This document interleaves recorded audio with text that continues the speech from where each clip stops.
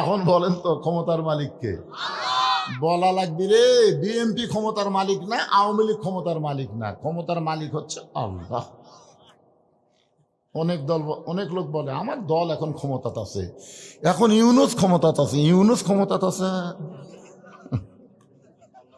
আল্লাহ কাউকে ক্ষমতা দিয়ে পরীক্ষা করে, দেখি তুই ক্ষমতার চেয়ার পায় কি হোস, ফেরাউন হোস না মুসা হোস, এটা একটু আল্লাহ পরীক্ষা করে। ধরে কোন কথা ঠিক কিনা? কেউ ক্ষমতার চেয়ার পায় মুসা হয়, ক্ষমতার মালিক আল্লাহ বিশ্বাস করে, আল্লাহর হুকুম অনুযায়ী কাম করে। আর কেউ ক্ষমতার মালিক চেয়ারে বসে ফেরাউন হয়, আল্লাহ আছে এটা মনেই রাখে না। আল্লাযী খালাকাল মাউতা ওয়াল হায়াতা লিয়াবলুয়াকুম আইয়ুকুম আহসানু আমালান ওয়া হুয়াল আজিজুল গফুর। আজকে তো আমি দেখলাম শাহ আলম বিএমপি ভাই না, বিএমপি হয়ে তকবির দিল। তকবির দিল না? শাহ আলম তকবির দেয়নি? খালি একটা দলই তকবির দেয় না, জয় বাংলা কয়ে শুরু করে। তোর এখন ঠিক কিনা? এখন জামাত বিএনপি সব দলই তকবির দেয়। আপনারা কি এটি তকবিরের দল নাই? কোরআন শরীফ তেলাওয়াত শুনলে কি করা লাগে? কর না কেন? আল্লাহ কোরআনে বললেন ইন্নামাল মুমিনুনা আল্লাযীনা ইযা যুকিরাল্লাহু ওয়াজিলাত কুলুবুহুম ওয়া ইযা তুলিয়াত আলাইহিম আয়াতুহু জাদাতুহুম ঈমানাও ওয়া আলা রাব্বিহিম ইয়াতাওয়াক্কালুন। এইবার ঠিক আছে। শোনেন, আপনি যদি সারা জীবন সুবহানাল্লাহ আলহামদুলিল্লাহ সুবহানাল্লাহ আলহামদুলিল্লাহ সুবহানাল্লাহ আলহামদুলিল্লাহ, শয়তান আপনার কাছেই বসে থাকবে না, শয়তান যাবে না। আপনি যতই সুবহানাল্লাহ আলহামদুলিল্লাহ কন, শয়তান কাছেই বসে থাকবে। কিন্তু আল্লাহু আকবার যদি একবার কন, ওই এত জোরে দৌড় মারবি আর পিছন দিকটা বাতাস বার হবে, বাতাস বাতাস। আল্লাহর দল যারা করে তারাই আল্লাহ আকবার বলতে পারে, শয়তানের দল যারা করে তারা ভুলেও আল্লাহ আকবার বলতে পারে না। জোরে কোন কথা ঠিক কি না? আপনার 54 বছরে দেখেননি কারা শয়তানের দল, কাদের মিছিলে আল্লাহ আকবার নাই? আপনারা দেখেননি ভাই? হ্যাঁ, আল্লাহ বলতেছেন মৃত্যু আর হায়াতকে আল্লাহ সৃষ্টি করেছেন লিয়াবলুয়াকুম, পরীক্ষা করার জন্য। জোরে কোন কি করার জন্য? পরীক্ষা করার জন্য তোমাদেরকে পরীক্ষা করা হবে। আর পরীক্ষার বিষয়টা হলো আইয়ুকুম আহসানু আমালা। পরীক্ষার সাবজেক্ট হলো সুন্দর আমল। সুন্দর আমলের পরীক্ষা আল্লাহ আমাদের করবেন। আপনারা বলেন তো, বর্তমান যে পরিবেশ বাংলাদেশে চলতেছে, এই পরিবেশে সুন্দর আমল করা যাচ্ছে? মনে করেন, বোঝানোর জন্য বলতেছি, একটা মুসলমান সন্তান জন্ম দিয়ে হিন্দুর বাড়িতে লালন পালন করবার দিছে। 10 বছর পরে মুসলমান তার সন্তানকে ফেরত নিছে। ওই সন্তান কি আল্লাহ কবে না ভগবান কবে? আবার হিন্দু জন্ম দিয়ে মুসলমানের বাড়িতে লালন পালন করতে দিছে, 10 বছর পরে হিন্দু তার সন্তানকে ফেরত নিছে। এই সন্তান কি ভগবান কবে না আল্লাহ কবে? তার মানে কি বুঝলেন? যে জন্ম দিলেই হিন্দু মুসলমান হয় না, হিন্দু মুসলমান হয় পরিবেশের কারণে। জোরে কোন কথা ঠিক কি না? বর্তমানে যেই পরিবেশ বাংলাদেশে চলতেছে, এটা কোন পরিবেশ? ছোট্ট বাচ্চা দোয়া দরুদ দিয়ে কান্না ভালো হয় না, মোবাইল দিলে কান্না থামে। জোরে কোন কথা ঠিক কি না? আর আমাদের যুবক ছেলেগুলো 4G 5G মোবাইল দিয়ে সারা দিন রাত 12টার পরে এর কথা শুরু হয়। ভাই হায় হায় হায় রে, চিন্তা করছেন? যেই পরিবেশে মাসুম বাচ্চারা মোবাইল ছাড়া ভাত খায় না, যেই পরিবেশের যুবকরা মোবাইল ছাড়া ঘুমায় না, এই পরিবেশে স্বয়ং জিবরাইল এসেও যদি ওয়াজ করে, বাংলার জনগণকে ভালো করা যাবে না। ওয়াজের দিন শেষ, এখন আল্লাহর কোরআনের আইনের বাংলাদেশ। জোরে কোন কথা ঠিক কিনা? 13 বছর নবী মক্কাত ওয়াজ করছে, কাম হয়নি। 13 বছর নবীর ওয়াজ দিয়ে কাম হয়নি। জি, কার চোখত ঘুম আসতেছে?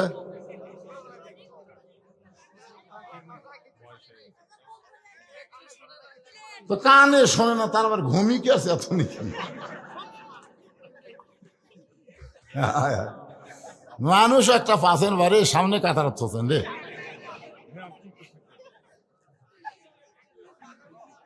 এবার চাষা কানে কম শোনেন, মাফলাটা খোলেন তো। আবার কানেও শোনেন, আবার চাপিয়া তো কান কম। কি শুনতেছেন, কি বুঝতেছেন? মাথা গেল রে আল্লাহ। ছোট ছোট বাচ্চারা সব চেতন হয়ে হাসতেছে, আর মুরব্বী কয় শুনবার পারতেছি না, ঘুম ধরতেছে। হ্যাঁ, একটু মনোযোগ দেন, আমি কি বলতেছি খেয়াল করছেন? হ্যাঁ, আল্লাহর পরিবেশ, যেই পরিবেশে সুন্দর আমল করা যাবে। এখন সুন্দর আমল যদি আমরা করতে চাই, আহসানু আমালা, খুব খেয়াল করবেন, সুন্দর আমল যদি করতে চাই, সুন্দর একটা কি লাগবে? পরিবেশ লাগবে। ধরে কোন কি লাগবে? পরিবেশ লাগবে। সুন্দর একটা পরিবেশ যদি তৈরি করতে চাই, তাহলে সুন্দর একটা সমাজ লাগবে। ধরে কোন কি লাগবে? সুন্দর একটা সমাজ যদি আমরা তৈরি করতে চাই, তাহলে সুন্দর একটা রাষ্ট্র লাগবে। ধরে কোন কি লাগবে? সুন্দর একটা রাষ্ট্র যদি আমরা তৈরি করতে চাই, তাহলে সুন্দর একটা সংবিধান, আল্লাহর কোরআন লাগবে। ধরে কোন ঠিক কিনা? এখন আপনাদের কাছে আমার প্রশ্ন হলো, এই কোরআন দেয়া যখন বাংলাদেশ চলবে, তখন বাংলাদেশের কোরআনের নেতাগুলা কেমন হবে? আর কোরআন যারা গ্রহণ করবে তারা কেমন কর্মী হবে? এই জিনিসটা আমাদের দেখার দরকার আছে না নাই? একটু মনোযোগ দিয়ে শুনবেন। আল্লাহর কোরআন দিয়ে যখন বাংলাদেশ চলবে, তখন এই বাংলাদেশের একজন নেতা কেমন চরিত্রের মানুষ হবে, তার চাল চরিত্র কেমন হবে, আর যারা কোরআন অনুযায়ী চলবে তখন তাদের অবস্থাটা কেমন হবে, এটা বোঝানোর জন্য বলতেছি। আল্লাহর নবীকে যিনি হত্যা করার জন্য রওনা দিয়েছিলেন, তার নাম হলো হযরত ওমর। কিন্তু আল্লাহর কোরআনের পরশে এমন একটা ভালো মানুষ হয়ে গেলেন, এক সময় আল্লাহ তাআলা এই কোরআন দিয়ে হযরত ওমরকে অর্ধ পৃথিবীর খলিফা বানায় দিলে। মসজিদের মেম্বরে বসে হযরত ওমর নিজের গালে নিজে চড় মারতেছেন। ডান হাতে ডান গালে চড় মারে, বাম হাতে বাম গালে চড় মারে। ওসমান গনি বলে, আমিরুল মুমিনিন, আপনি কি পাগল হয়ে গেলেন? নিজের গালে নিজে কেন চড় মারতেছেন? ওমর ফারুক বলে, ওসমান, আমার নফস আমাকে ধোকা দিয়েছে। মিন শাররিল ওয়াসওয়াসিল খান্নাস, আমার খান্নাস আমাকে বলেছে আমি নাকি অর্ধ পৃথিবীর খলিফা। ওসমান গনি বলতেছে, ঠিকই তো কইছে, আপনি তো অর্ধ পৃথিবীরই খলিফা। উমর ফারুক বলে, ওসমান, বর্তমানে আমি কি, এইটা কোনো মানুষ নয়, অতীতে কেমন ছিলাম, ভবিষ্যৎ আমার কি হবে, এই চিন্তা যারা করবে তারাই প্রকৃত মানুষ হবে। আমার কথাকে খেয়াল করলেন? আমি বর্তমানে চেয়ারে বসে যদি বলি, কি হনু রে, আমার অতীতের খবর কি? অতীত, আমার শ্বশুর বাড়ি কিন্তু শিবগঞ্জ। আমি অতীতে রাস্তায় রাস্তায় খাতা নিয়ে ঘুরতাম, রাস্তায় রাস্তায়। কোনো টুপিওয়ালা মানুষকে দেখলে বলতাম, ভাই আমাকে একটু দাওয়াত দেন তো, ওয়াজ করে পারি। তখন না না, আমরা যে বক্তার কাছে যাচ্ছি তার কাছে আগে যাই। 10 জনকে বললো, একজন আমাকে দাওয়াত দেয় না। ঘুরে ঘুরে আমি দাওয়াত পাইনি, এটা হলো আমার অতীত। আর আমার বর্তমান হলো, দাওয়াতের ঠেলায় আমি 3 তালা লুকা থাকি, সিসি ক্যামেরা দিয়ে দেখি। আর আমার মাদ্রাসার মুহূর্তে আমি সেইটাকে বলি, যেভাবেই হোক ফিরিয়ে দাও, ফিরিয়ে দাও, আমার তারিখ লওয়ার কোনো জায়গা নাই। এটা হলো আমার বর্তমান। আর আমার ভবিষ্যৎ হলো, মসজিদের খাটনি আমার বাড়ির আঙ্গিনাতে আসবে, রঙিন কাপড় খসে সাদা কাপড়ের কাপড় দিয়ে চকলেটের মতন মুড়াইয়া আমাকে অন্ধকার কবরে নামায় দিবে। জোরে কোন কথা ঠিক কি না? তাহলে আমার অতীত আমি কি ছিলাম, ভবিষ্যতে কোথায় যাব, বর্তমানে কি হনু রে?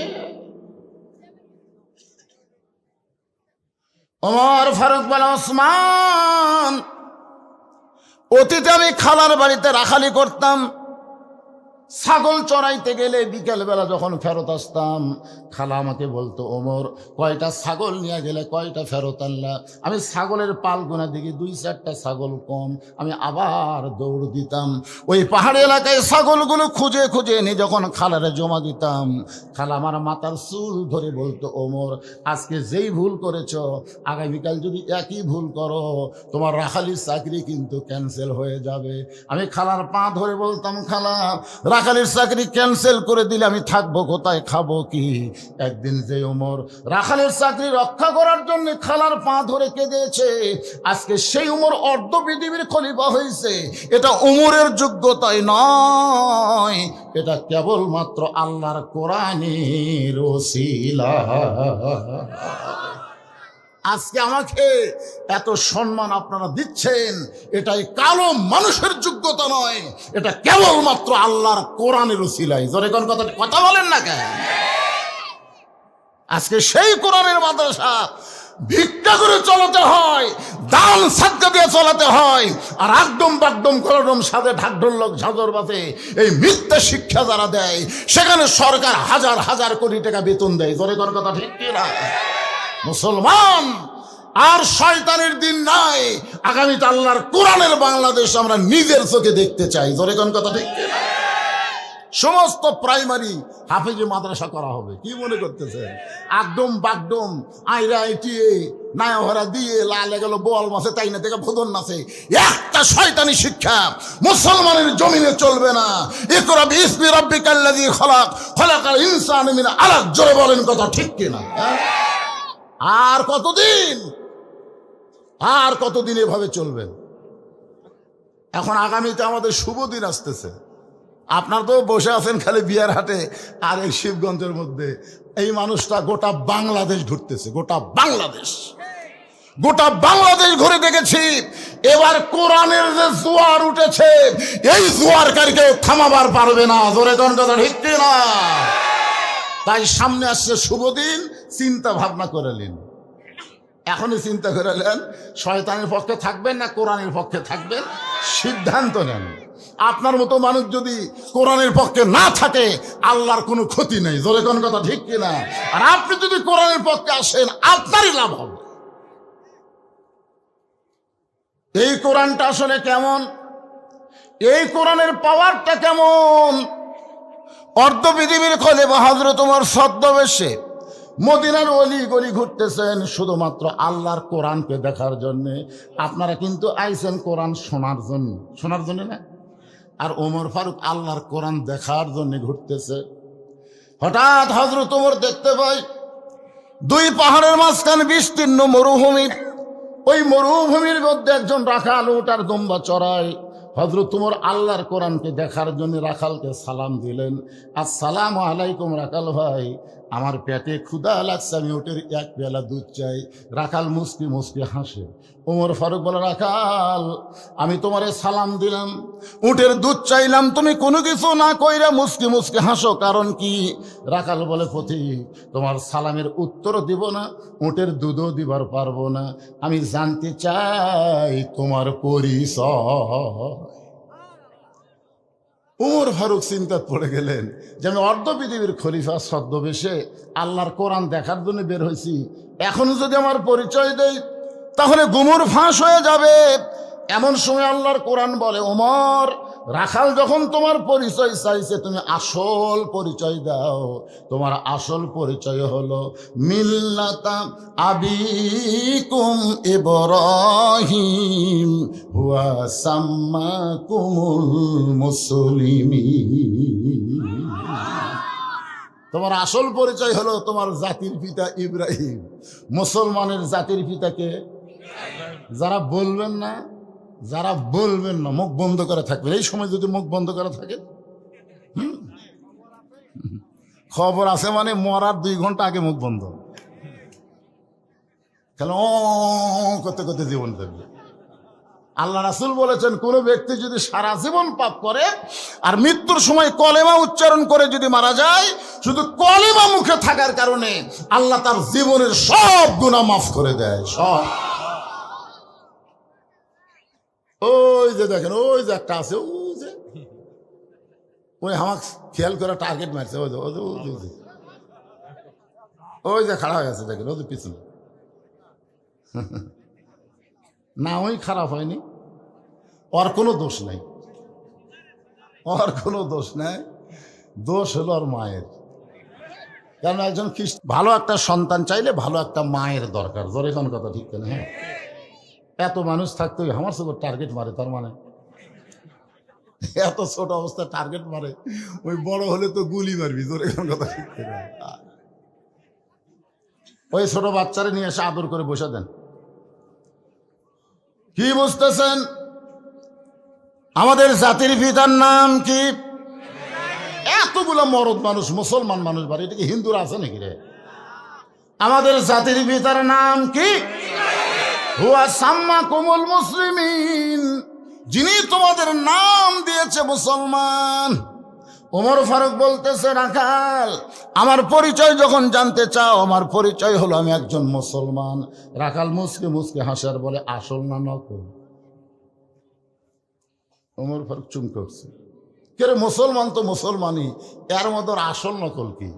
রাখাল বলতেছে, আসল মুসলমান যারা হবে তারা চাওয়ার ব্যাপারে সতর্ক থাকবে, তারা কোনোদিন মহাস্থানে যাবে। মহাস্থানে যায় বাবা, বাবা আমার বাচ্চা হচ্ছিল বাবা, আমার দয়াল বাবার দরবারেতে কেউ ফিরে না খালি হাতে। আপনার বলেন তো, সুলতান বলকি মহেশ্বর পশুরামের সাথে কি করছে?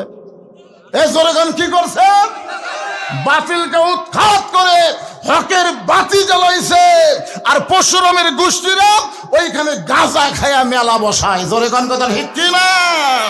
আল্লাহর কোরআন যেদিন বাংলাদেশে চালু হবে, মহাস্থানে কোনো গাঁজার আসর চলবে?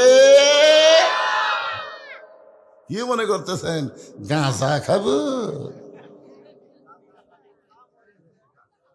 একটু মনোযোগ দেবেন। রাখাল বলতেছে, রে তুমি যদি মুসলমান হও, মুসলমান চাওয়ার ব্যাপারে সতর্ক থাকবে, দরকার হলে মুসলমান ফাঁসির মঞ্চে যাবে, কিন্তু রাষ্ট্রপতির কাছে বাঁচার দরখাস্ত লিখবে। এরকম মুসলমানকে আপনারা বাংলাদেশে দেখেন নাই? দরকার হলে ফাঁসির মঞ্চে যাবে, কিন্তু রাষ্ট্রপতির কাছে দরখাস্ত লিখবে না। পথিক, তুমি যদি আসল মুসলমান হও তাহলে তুমি দুধ চাইলা কার কাছে? ওমর ফারুক চোখের পানি বের করে কান্দে আর মনে মনে কয়, আল্লাহ, কোরআন দিয়ে যখন দুনিয়া চলবে, ওমর যদি ভুল করে একটা রাখাল পর্যন্ত ভুলটা ধরতে পারবে। ওমর ফারুক বলেন, রাখাল ভাই, চাওয়ার ব্যাপারে আমার ভুল হয়ে গেছে। রাখাল বলতেছে, ভুলটা যখন স্বীকার করছো তাহলে তওবা করো। আপনার বলেন যে তওবা করার সুযোগ আছে না নাই? এতদিন তারা আওয়ামী লীগ করেছে, এখন দেখতেছে সব বড় বড় নেতা পলে গেছে, চামচাগুলা খেলা হাউমাউ করতেছে। আমি তাদেরকে বলি, তোমরা যদি বুঝতে পারো আওয়ামী লীগ দল করা ভুল হয়ে গেছে, তাহলে এখন তওবা করো। তওবা করে ভালো একটা দলে ভর্তি হওয়ার সুযোগ আছে না নাই? আছে না নাই? যে লোকটা মাগরিবের নামাজ পড়েনি, এশার নামাজ পড়েনি, ওই ওয়াক্ত নামাজ না পড়ে আওয়াজ শুনতেছে, আপনারা কি জানেন যারা নামাজ পড়ে নাই তাদের রেজাল্ট কি? রাসূল বলেছে, লা সলাতা লা ঈমানা, যার নামাজ নাই তার ঈমান নাই। লা সলাতা লা দীন, যার নামাজ নাই তার কোনো ধর্ম নাই। বাইনাল আবদ ওয়াল কুফরি তরকুস সালাত, বান্দা কাফের মধ্যে পৃথক করার জিনিসটার নামই হলো নামাজ। যারা মাগরিবের নামাজ না পড়ে ওয়াজ শুনতেছে, এরা কিন্তু নামে মুসলমান কিন্তু কামে হলো কাফের। ধরে কোন ঠিক কিনা? কিন্তু এই মুহূর্তে যদি তারা নিয়ত করে, এই মুহূর্তে যদি তারা মনে মনে নিয়ত করে, আল্লাহ ফজরের নামাজ থেকে আর বাকি নামাজ বাদ দিব না, আল্লাহ বলে, বান্দারে নিয়ত করার সঙ্গে সঙ্গে তোর তওবা হয়ে গেল, আমি আল্লাহ তওবা কবুল করে যত নামাজ না পড়ার পাপ হয়েছে আমি সব পাপকে মাফ করে দিলাম। এখন বলেন, ভুল করে যদি আমরা মাপ চাই, মাপ পাওয়ার সুযোগ আছে না নাই? রাখাল বলে, পথিক, চাওয়ার ব্যাপারে যখন ভুল স্বীকার করেছো তুমি তওবা করো। উমর ফারুক বলে, রাখাল ঠিক আছে, আমি তওবা করতেছি। রাখাল বলে, তুমি মূর্খ মানুষ, তুমি তওবা কেমনে করবা? বরং আমি তওবা করাই, তুমি আমার সঙ্গে তওবা পড়ো। ওমর ফারুক বলে, রাখাল আমি মূর্খ, এই কথা তোমাকে কে কইল? রাখাল কয়, আমি বুঝি না, চাওয়ার ব্যাপারে যে সতর্ক হয় না সে হলো সবচাইতে বড় মূর্খ।